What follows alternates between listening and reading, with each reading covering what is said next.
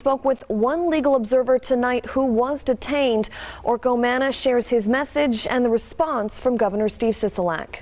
I'm glad that we were there, making a record of what the police were doing. Public Defender Christopher Peterson volunteers as a legal observer and says he was detained by Metro Police during Saturday's demonstration near the Las Vegas Strip. He tells me his role is to document what happens and take down the information of protesters who are arrested. We are not part of the protest. We are separate from the protest. They identify themselves by wearing these red shirts that say Legal Observer.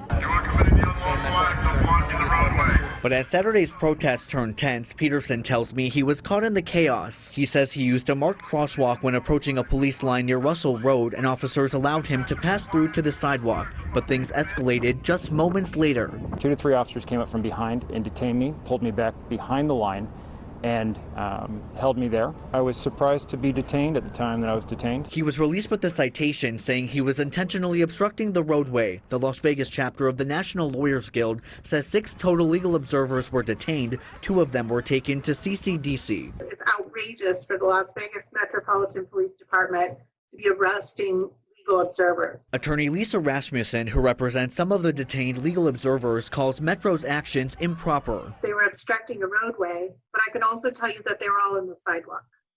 So they weren't obstructing a roadway. They weren't doing anything illegal. Governor Sisolak is also getting involved. He released a statement Sunday saying in part, quote, "Any reports of police action against legal observers should be fully investigated and reviewed so a full understanding of what happened can be determined." Though everyone has been released, the legal process isn't over yet, and Peterson is prepared. I'd be interested in seeing what evidence will be presented against me, but we are looking forward to our day in court.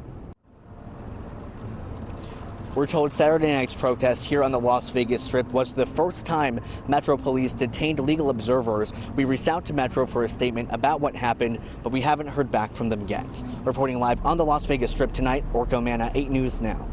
Orko, thank you. The American Civil Liberties Union says they were monitoring the protests happening here in Las Vegas. They issued a statement that said in part, quote, "The protests happening all over the country are an outpouring of rage and grief at the endless, relentless examples of unarmed black people being brutalized and murdered at the hands of police." Metro Police gave arbitrary and random orders to disperse, allowing crowds only minutes to comply before police start to detain demonstrators, end quote.